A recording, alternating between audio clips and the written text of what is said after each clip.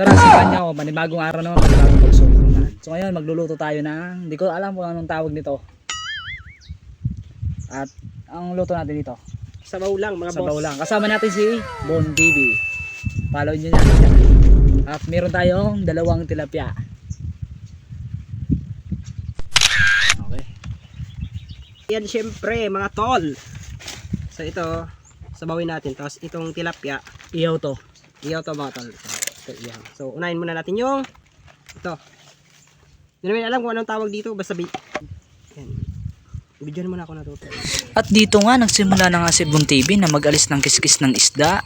At kinuha ko na rin yung tilapia at nagkiskis din ako ng isda para nga mabilis nga matapos kami at makaluto na So, kami. ito mga lods, alisin natin yung kaliskis ng tilapia. Kasi nagkakarate siya.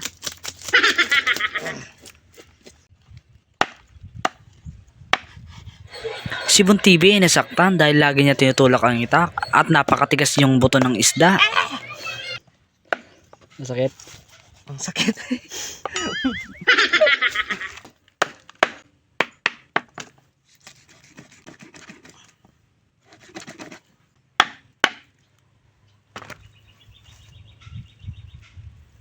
Shit, boss yung sasabawin natin.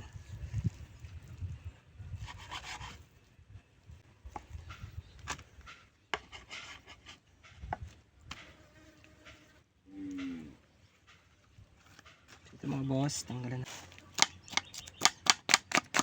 Ito ang ngipin niya oh. Oh. Parang vampira mga boss oh. Oh. Talagang kakagat talaga ng tao. Sulit yung ngipin mga boss.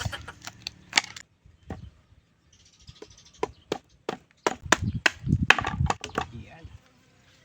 Tingnan nyo mo. Laman mga boss oh. Sarap oh. Wow.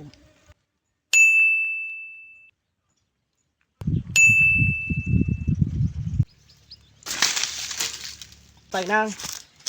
Ano natin? Pwisto ng pag-ihaw. Makikita nga ninyo dito na malaman nga ang isda. Sa isa pa lang nga ay sulit na nga sa iyo at mapapubusog ka na nga at talagang sulit na sa iyo ang isa pa lang piraso nito. At dito nga ay patapos na mahugasan ng isda. At ang luto nga nito ay sinabuan. Pero bago yan, unahin muna natin ang mga sangkap na grisin at bago ito lutuin. Yan eh, voice over mo ini. So bali mga boss, ito yung gagamitin namin pang asim. So hindi na kami gagamit ng suwa o tinatawag sa amin na lemon. So ito na yung bali yung pang paasim namin. So ito, ano to? Iba ang tawag sa amin. O Ito, kamyas. okay na to.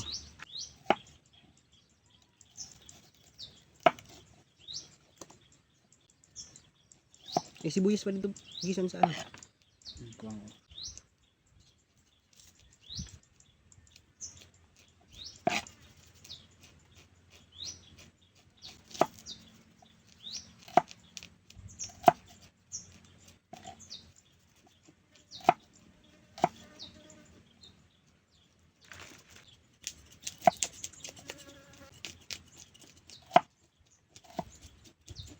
Yung pang ano natin, kwenta pang sahog niya mismo. So ngayon,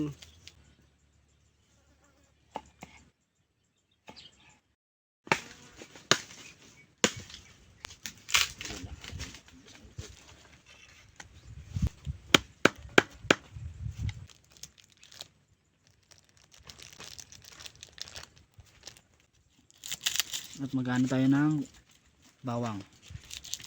Para pampalasa din.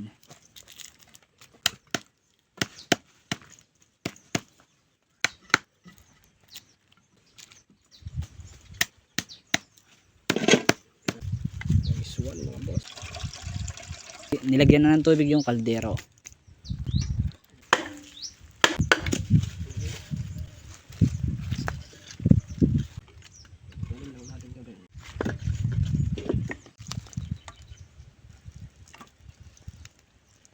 Lagay natin yung sibuyas at bawang, kamatis para masarap-sarap.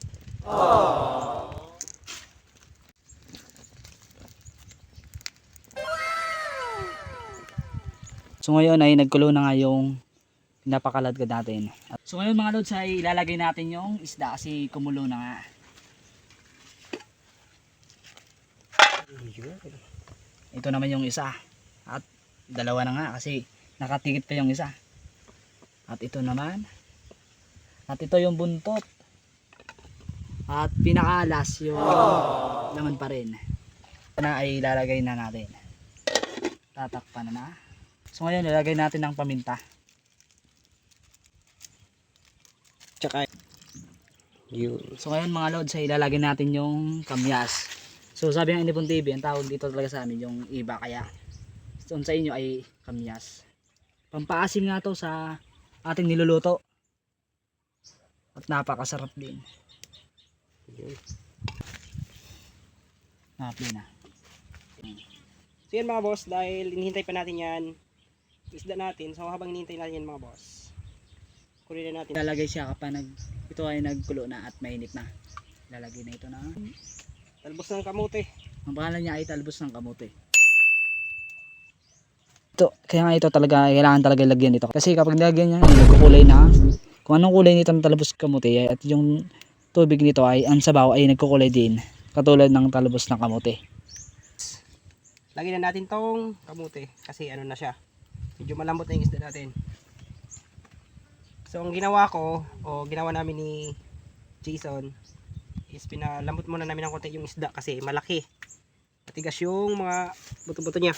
Kaya kapag kinain natin, ay malambot na. At sarap talaga kagating kasi di na siya napakatigas. Lagyan natin ng Kaya asin. ito, lalagay na ni Buntong asin. Lagyan naman niya yung bitchin. Sarap pa. So ngayon ay nakalimutan namin dumala lang ang kutsara.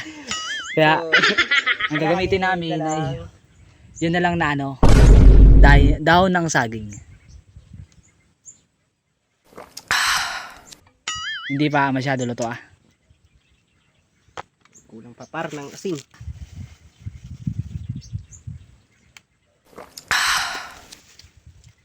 Kulang pa talaga ng asin. Sobrang excited namin, hindi na kami nakapagdala ng kutsara. Di na kami nakadala ng kutsara kasi Kasi ang ginawa excited namin, boy. DIY na lang kami na kutsara namin mga boss. Ito.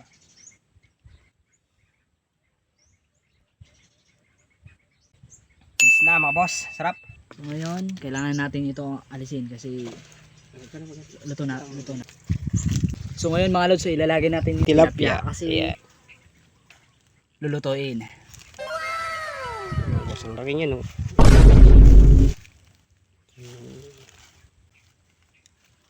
Ano?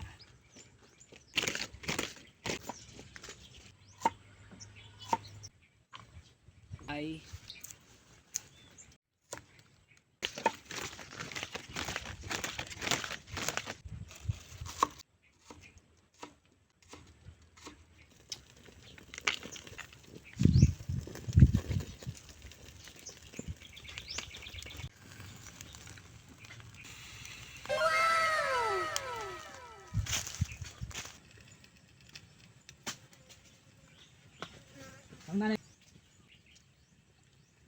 at ngayon mga lods ay ang isa ay ano na, ang kalahati niya ay naluluto na.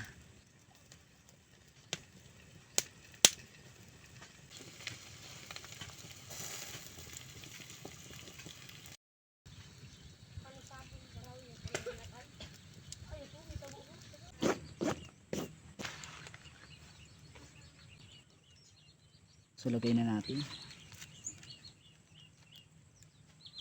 So ngayon ilagay na. Ito na siya. So ngayon mga lods, ito na, luto na yung tilapia. Medyo nga nadurog yung iba, nadurog yung isa kasi sinabawan na isda. So ngayon titikman na natin to na iniyaw na tilapia. Nagugutom na nga ako mga lods. Sarap.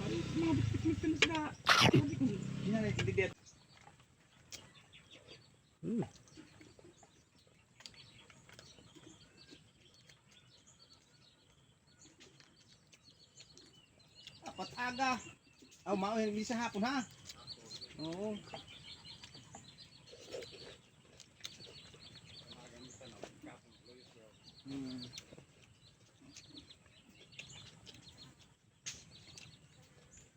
Hindi ko wag na sa laki. Kung anong kung ito tubig yun. So napakasarap nga yung tilapia. Yung pakaluto ay talagang lutong-luto nga, hindi siya ilaw. Ito tayo mga boss.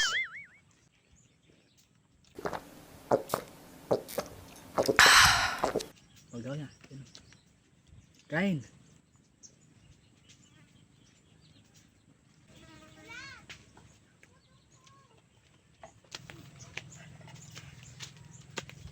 Kasi, ano siya? Kain ka. Ay, pinggan. Yun, malaman-laman nga. Ito, isda. Kuha na. May tubig. Ito, may nakita mamaya.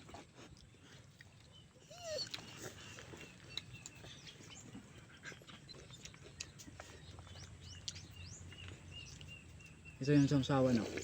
Sasaw. Ito, sabawan nga na ang luto ko. Napakasarap nga ang pakaiyaw kasi di talaga hilaw, lutong-luto nga. Ano? Mm, Wow, sarap.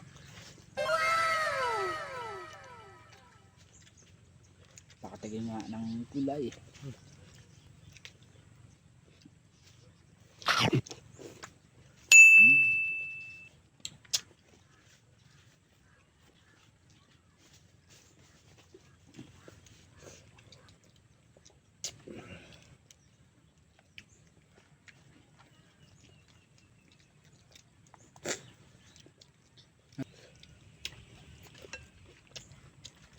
Ayan.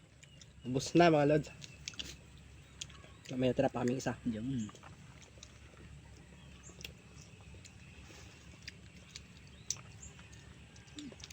Yo. Ano ba yun? Lagyan pa ng isda. Sarap. Ito mga boss. Oh. Ikot tayo natin ng ano. Okay, ito.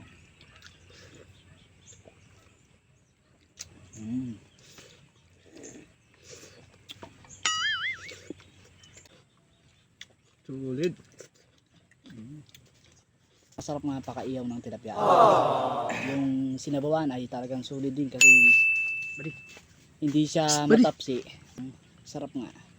Pwede na. Goods na.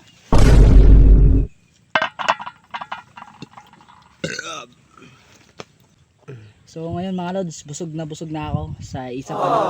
Kahit si Bon TV umayaw na kasi busog na siya. So ngayon, di na natin ito kakainin. Kaya solve na solve at talagang napakasulit ang isang araw natin. Kaya maraming salamat sa mga nanood at sana wag kayong magsawa. Suportahan nyo si Bon TV, yung tropa ko. At sa mga vlog namin. At sulit na rin. Napakasarap man talagang kumain dito sa probinsya kasi napakatahimik at payapa. At saka mga lods, napakagana kumain dito kasi walang istorbo at sarap talaga kumain kasi napakasarap pa yung pagkain. Kaya hanggang sa muli mga lods.